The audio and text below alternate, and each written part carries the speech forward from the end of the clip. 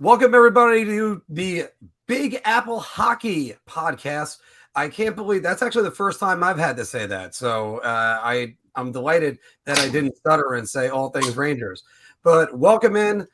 We have a tremendous show for you guys. We already had a big show, and we just keep getting more news just dumped on top of us.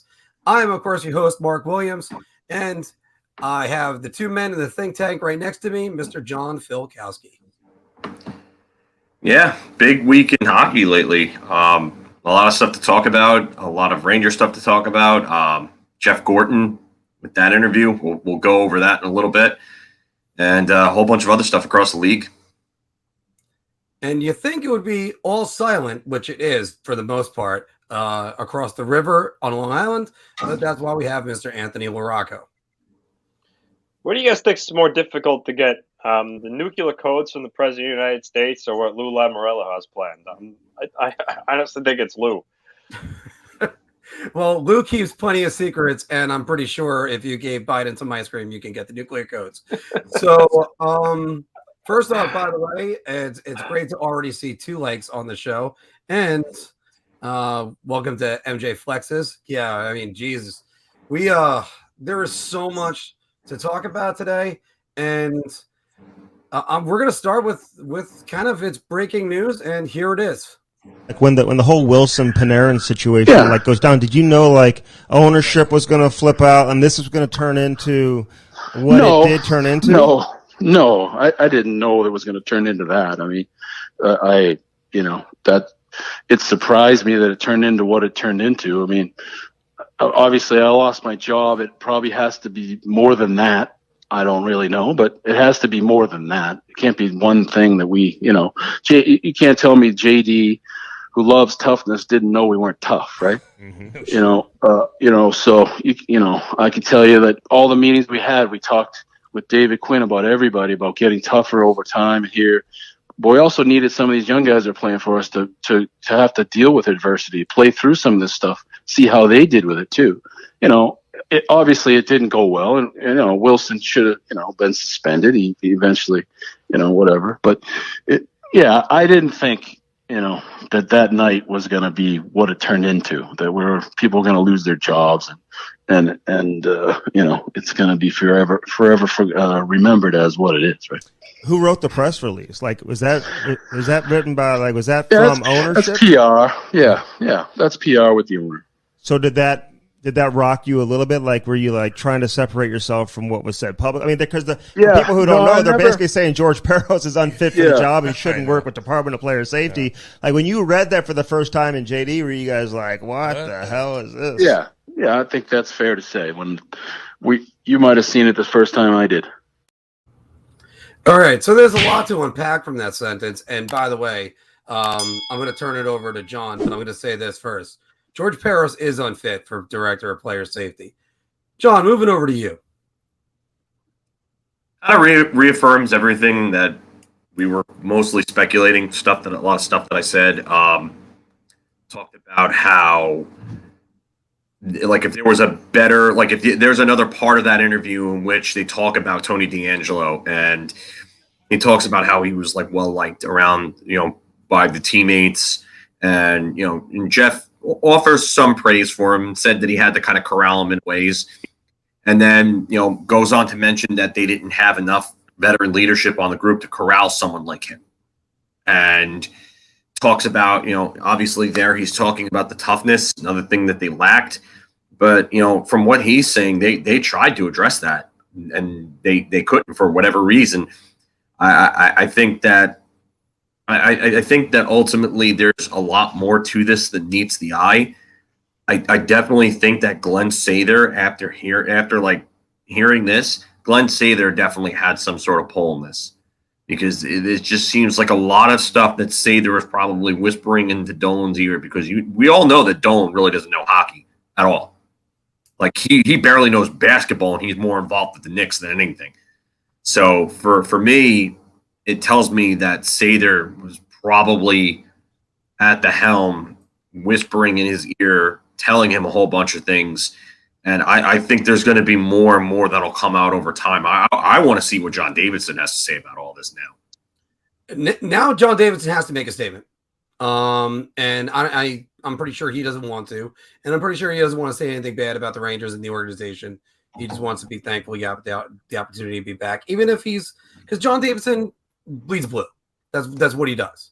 I mean, he literally bleeds blue. I mean, he was when he wasn't a Ranger, he was a Blue, and he was the president of the Blues, the president of the Blue Jackets, and the president of the Rangers. And now he's back to the Blue Jackets again. So, all right, let's just unpack a couple of things. Through that question, they think it's just the Tom Wilson incident. And if that's the case, this is the most tone-deaf response since I'm not going to wax into politics on something like that. This is where, by the way, when I ask Anthony in a second a good question about this, this is where it's just, did you guys not see the Islander games where you were getting muscled out of the building, where you had a chance to make the playoffs? You got outscored 13-1 in 3 games, and Matt Martin destroys Jacob Trouba, and there is no response from the team. So let's start with that. Then you also had the Boston Bruins that would manhandle them. You had a bunch of teams that were doing this. And did this team need to get tougher? Did the players need to get a little bit more experience? Yes, but don't say it's just Tom Wilson. Tom Wilson was a dirty piece of crap that needed to be suspended by the league for what he was doing. I mean, so Anthony, let me get your opinion before we go back to John. Aren't you glad that you have Lou Lamoriello and there's no information coming out? Yeah, I mean that we'll never see anybody like Big Lou again. He's one of a kind, but we'll talk about more of that later when we get to the Mayfield Islander segment. But I mean, this first off, it just reaffirms what all of us kind of said when it happened, was that JD and Gordon clearly tried to distance themselves from that statement the moment it came out. It was clear that it was put out by ownership, and they did not back it whatsoever. Gordon confirmed that. But Mark, you laid it out perfectly. The Rangers got manhandled by the tougher teams. The Bruins always play, and always have for the last 10 years plus. They've always played with a heavy brand of hockey. The Flyers, they're a heavier team. Obviously, the Islanders knocked the Rangers around. We saw what happened with the Capitals game. So the Rangers needed to get toughness for sure. There was no question about that. But he's right about when he said that no one thought that that game would have turned into all this. It was really crazy to see the domino effect instantly after that game, how everything went down. I never seen like an outcome of a hockey game cause that much shifting around in an organization in quite some time, if ever. So, everything he said is right. I still stand by. I don't think he had to be removed, but I guess that game was Dolan had it on his mind. There probably wasn't any changing it, that he was going to make a move here after seeing that, and that's what ultimately happened. But the Rangers, in terms of what actually happened on the ice, they went a long way in remedying that. I mean, you got Barclay Goodrow, who's a solid third, fourth line player. Probably won't contribute too much offense, but in every other facet of the game, he's going to be a big positive for them. And then Ryan Reeves, who can throw hands with the best of them. So they did the job there, and that's not even counting Jared Tenorti and Nemeth, who I really don't think are particularly good, but they play a tough physical brand of hockey too. So the Rangers went all in there, and we'll see how it pays off for them. But as for this whole dilemma, I'm not surprised really with what anything Gordon said personally, because I think we already knew a lot of it.